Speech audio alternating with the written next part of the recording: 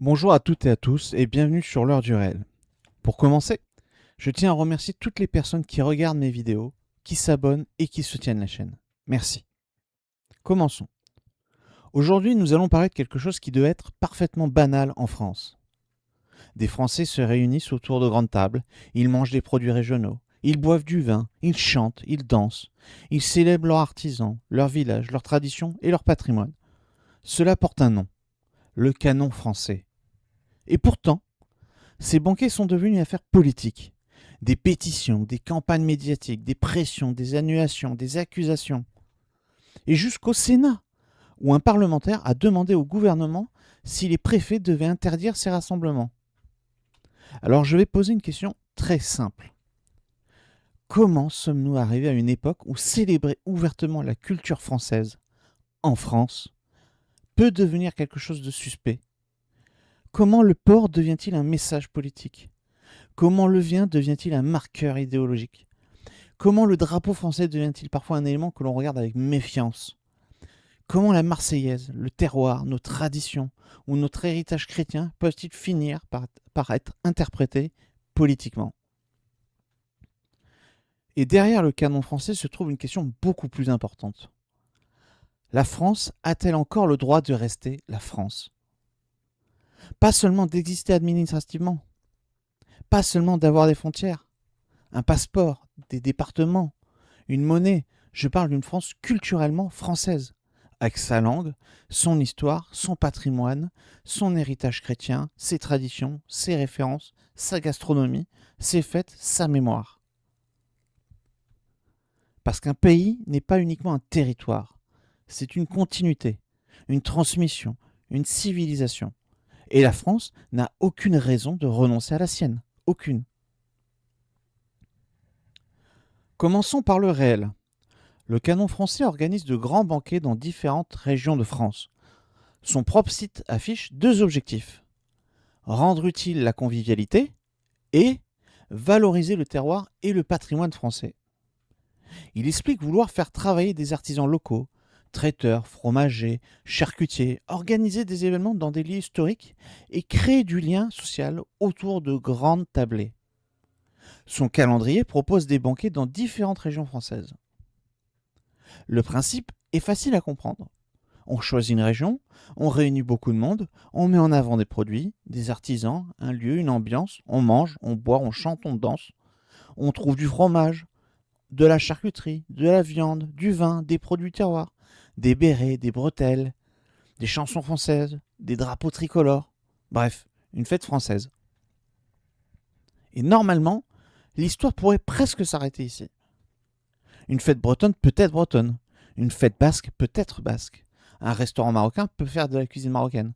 Un restaurant japonais peut faire de la cuisine japonaise. Un établissement végétalien peut ne proposer aucune viande. Pourquoi? Parce qu'un événement ou un établissement possède une identité.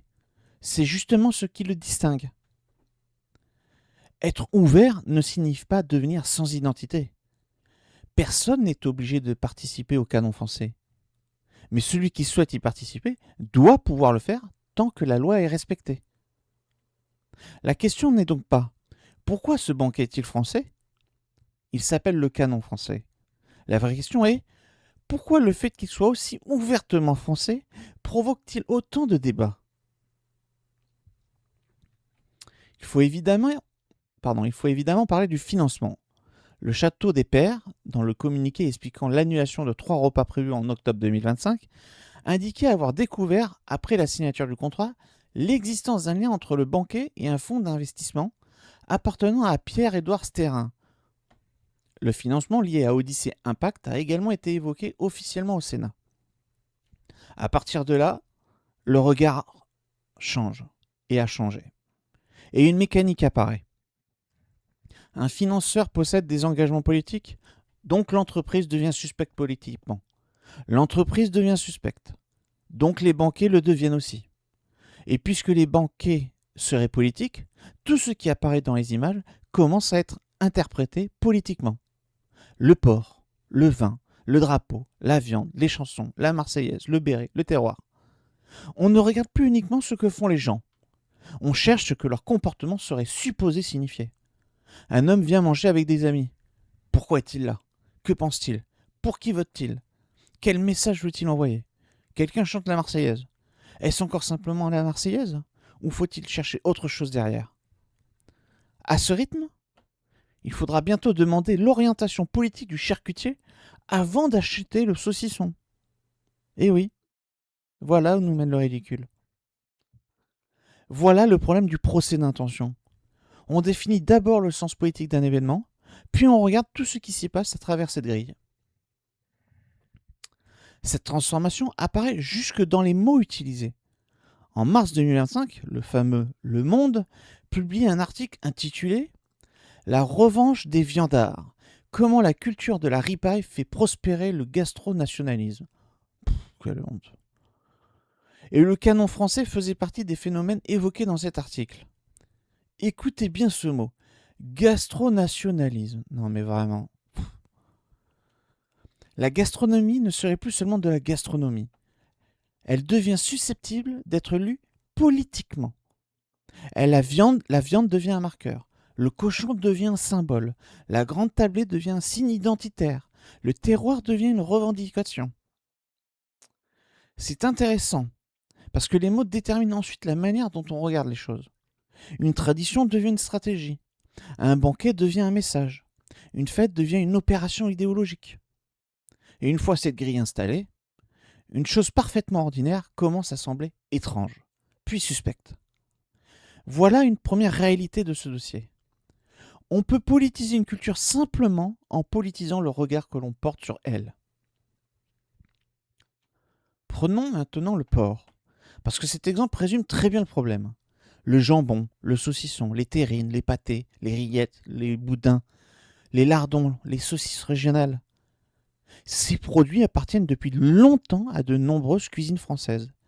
Ils racontent une histoire agricole, une histoire paysanne, des méthodes de conservation, des élevages, des recettes régionales. Le fait que l'islam interdise la consommation de porc ne transforme pas le porc en attaque contre les musulmans. Le fait que le judaïsme l'interdise également ne transforme pas le jambon en attaque contre les juifs. Et le fait qu'un végétarien refuse la viande ne transforme pas une côte de bœuf en provocation contre lui. Sérieusement. Vous ne voulez pas manger un produit? Vous n'en mangez pas, c'est tout. Un restaurant halal détermine son menu. Un établissement cachère détermine le sien. Un restaurant végétalien fait de même. Un banquet consacré au terroir français également. La liberté n'oblige pas toutes les assiettes à devenir identiques. Et lorsqu'un produit historique doit commencer à expliquer politiquement pourquoi il se trouve encore sur une table, alors nous ne parlons plus seulement de cuisine, nous parlons de culture. Je veux maintenant faire une comparaison, une seule. Parce que le sujet de cette vidéo n'est pas de construire 25 minutes sur le 2 poids 2 mesures, qui est partout en France.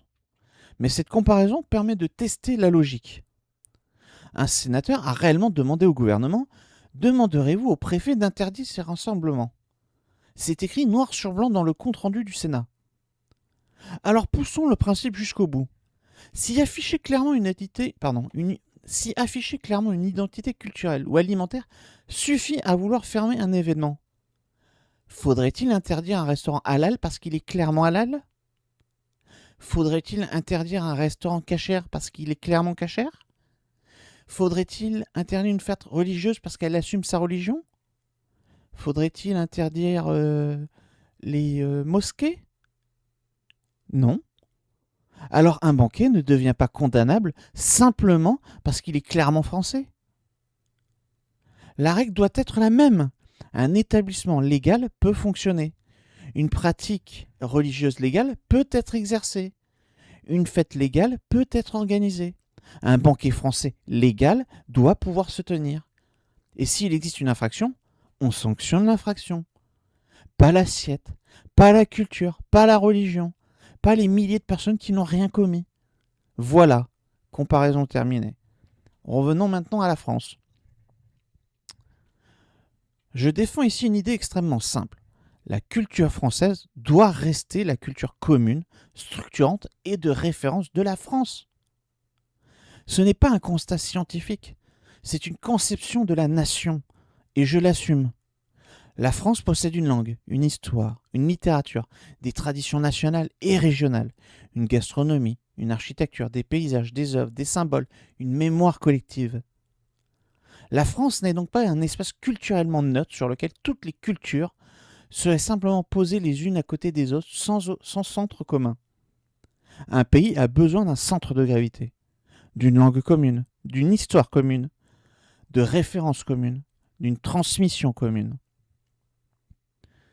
Le multiculturalisme devient problématique lorsqu'il ne signifie plus seulement que des personnes peuvent avoir des origines et des traditions différentes, mais que la culture nationale devrait progressivement devenir une culture parmi d'autres sur son propre territoire. Je refuse cette conception. Respecter une culture différente ne signifie pas rendre la culture française secondaire. Respecter une religion différente ne signifie pas effacer notre propre héritage. Vivre ensemble ne signifie pas vivre sans culture commune. La France peut vivre au XXIe siècle sans devenir culturellement méconnaissable. Changer avec le temps n'oblige pas à changer de civilisation. Et lorsqu'on parle de culture française, il faut évidemment parler de son héritage chrétien. Je ne parle pas ici de croyances personnelles. Je ne parle pas d'obliger qui que ce soit à croire en Dieu. Je parle d'histoire. Le christianisme a profondément marqué la France pendant des siècles. Regardez simplement autour de vous. Nos cathédrales, nos églises, les clochers de milliers de communes, l'architecture, la peinture, la sculpture, la littérature, la musique, les noms des lieux, une partie du calendrier, Noël, Pâques, la Toussaint, l'Ascension. On peut être athée et considérer Notre-Dame de Paris comme appartenant pleinement à notre civilisation. On peut ne jamais assister à une messe et vouloir préserver Chartres ou Reims. On peut critiquer l'Église et reconnaître malgré tout son empreinte immense dans l'histoire de France. Reconnaître une réalité historique n'est pas imposer une religion. La laïcité elle-même ne signifie pas que la France doive devenir amnésique. La loi de 1905 garantit la liberté de conscience et de libre exercice des cultes, sous réserve de l'ordre public. Elle organise aussi la séparation institutionnelle des cultes et de l'État. Elle ne commande pas d'effacer les cathédrales de notre mémoire. La France peut être laïque et reconnaître parfaitement d'où vient une grande partie de son patrimoine. Les deux choses ne sont pas contradictoires. Faisons une expérience intellectuelle. Imaginez un groupe important de Français installés dans un autre pays. Prenons l'Algérie. Imaginez que ces Français commencent à expliquer « Votre nourriture traditionnelle prend trop de place. Vos fêtes religieuses sont trop visibles. Votre histoire est trop présente. Votre religion est de trop. Votre culture nationale doit devenir secondaire pour que nous nous sentions davantage représentés. » Comment cela serait-il perçu ? Probablement très mal. Et cela serait parfaitement compréhensible. Même raisonnement au Maroc, au Japon, en Inde, au Sénégal ou sur le continent africain. Quel peuple considérerait comme naturel que des personnes venues d'ailleurs lui expliquent que sa propre culture doit devenir secondaire sur son propre territoire ? Je ne prétends pas ici que chaque pays fonctionne exactement comme la France. Cela n'est pas la question. La question est le principe. Pourquoi le fait de vouloir maintenir une continuité culturelle nationale serait-il parfaitement compréhensible ailleurs, mais deviendrait-il immédiatement suspect lorsqu'un Français l'exprime pour la France ? La France a le droit de rester française, et oui. Maintenant, revenons à l'un des épisodes les plus importants de cette affaire, le banquet de Caen. Le 18 avril 2026, environ 4000 personnes participaient à un banquet du Canon français. France Inter a ensuite publié une enquête affirmant que son journaliste avait entendu certains propos racistes et observé des gestes qu'il décrivait comme s'appartenant à des saluts nazis. Radio France rapporte également plusieurs propos particulièrement violents attribués à certains participants. Je ne vais pas maquiller ces éléments parce qu'ils dérangent ma démonstration. Ce serait contraire à l'heure du réel. S'ils sont établis, pour les personnes concernées, ils doivent être regardés pour ce qu'ils sont. Mais précisément pour les personnes concernées. Une menace appartient à celui qui la prononce. Une injure appartient à celui qui la profère. Un geste appartient à celui qui l'accomplit. Un individu n'est pas 4000 personnes.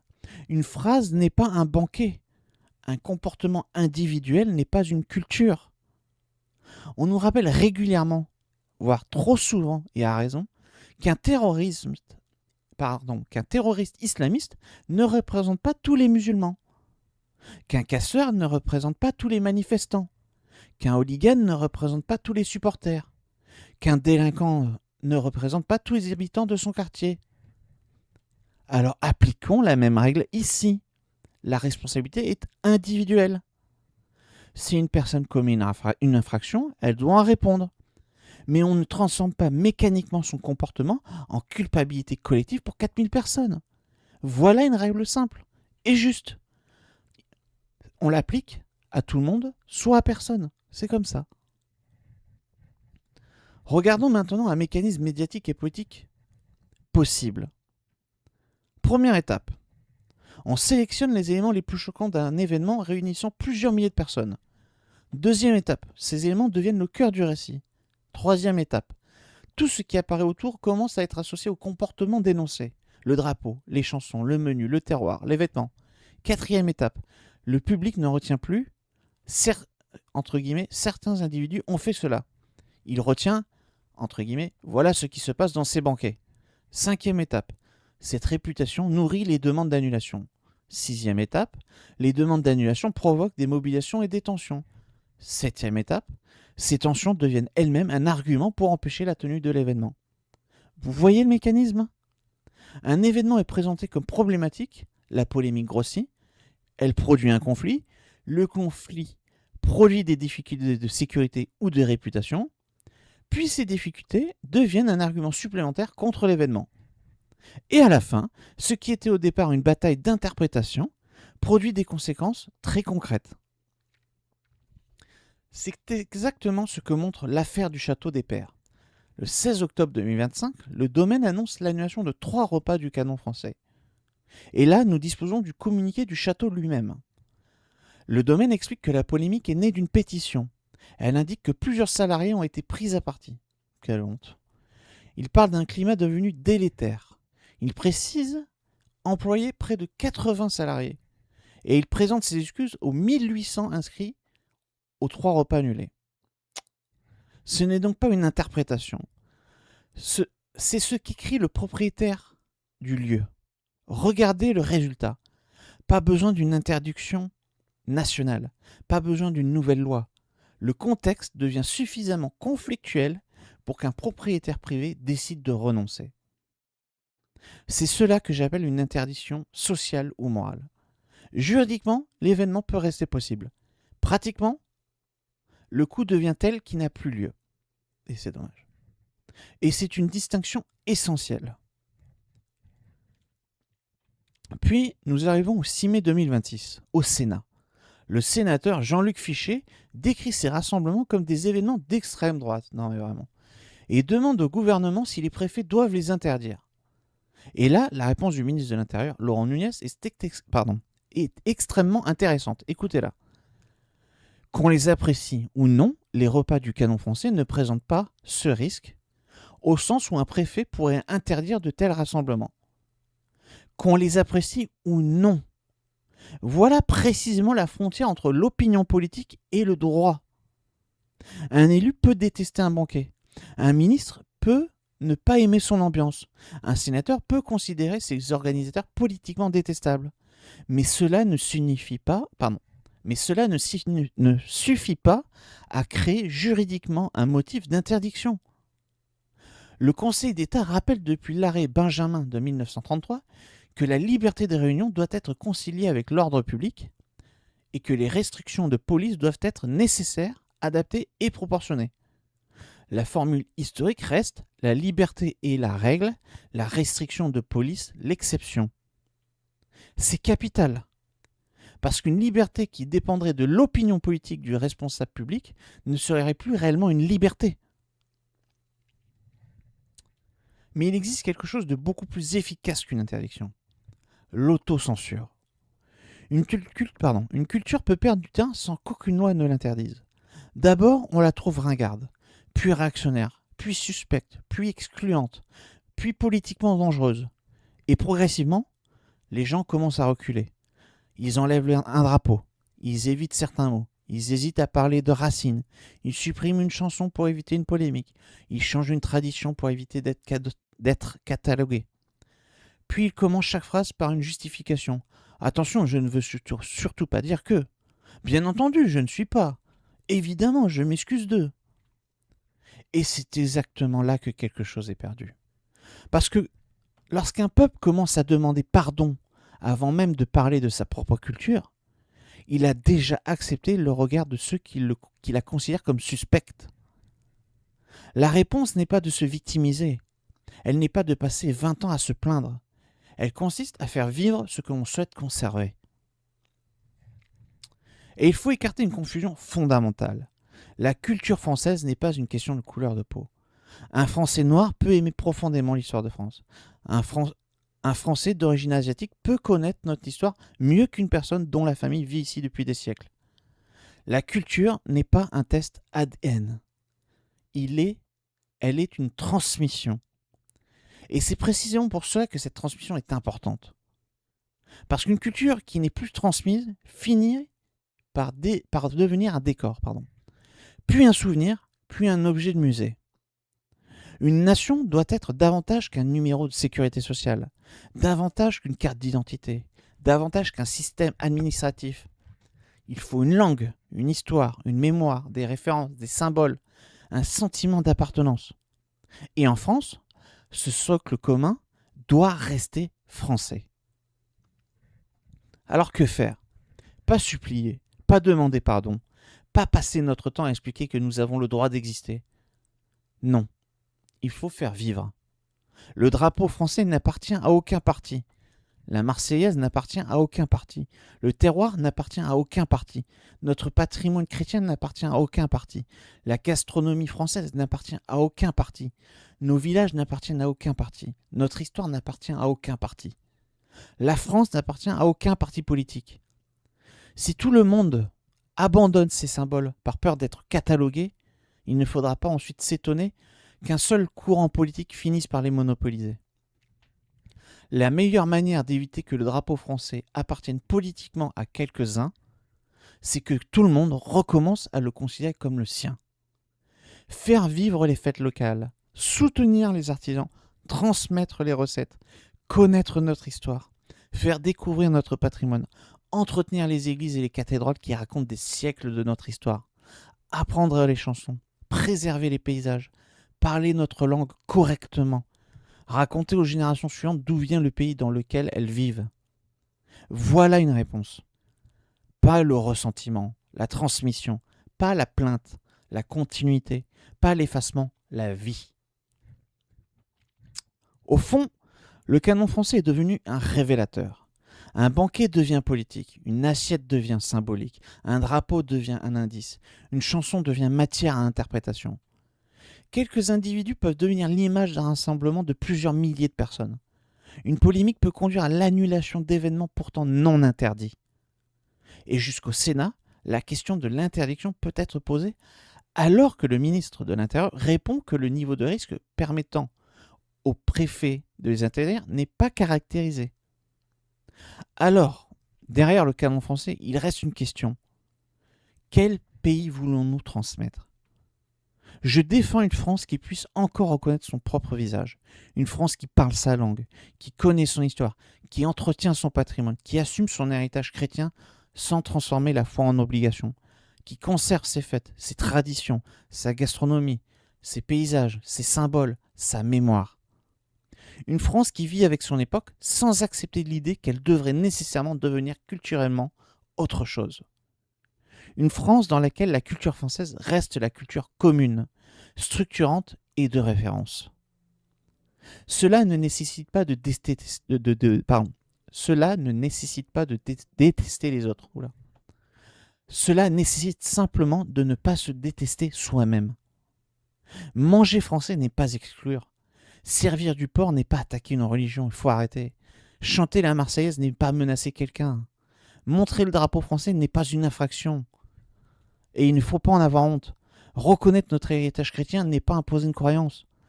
Aimer notre histoire ne signifie pas maîtriser celle des autres. Et vouloir que la France reste culturellement française n'est pas quelque chose dont il faudrait s'excuser. La France n'a pas besoin d'effacer ses traditions pour prouver sa tolérance. Elle n'a pas besoin de devenir un territoire culturellement neutre. Elle n'a pas besoin de transformer sa propre identité en simple option parmi d'autres.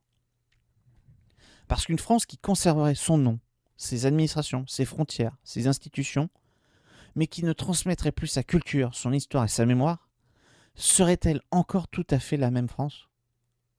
C'est cette question que je vous laisse. Une civilisation ne reste pas vivante parce qu'elle est inscrite dans des livres. Elle reste vivante parce que des hommes et des femmes continuent à la transmettre. La France a le droit de rester la France. Et elle doit encore avoir suffisamment confiance en elle pour vouloir le rester. Merci à toutes et à tous d'avoir regardé cette vidéo jusqu'au bout. Dites-moi dans les commentaires ce que vous pensez du canon français. Mais surtout, dites-moi ce que vous pensez de cette question beaucoup plus vaste. La France assume-t-elle encore suffisamment sa propre culture? Voilà. Abonnez-vous à l'heure du réel, activez les notifications et partagez cette vidéo si vous souhaitez soutenir la chaîne. Parce qu'ici, nous ne sommes pas là pour adapter le réel à une idéologie. Nous essayons de faire exactement l'inverse. Regarder les faits, les vérifier, les comprendre et revenir toujours au réel. Merci de m'avoir regardé. Au revoir.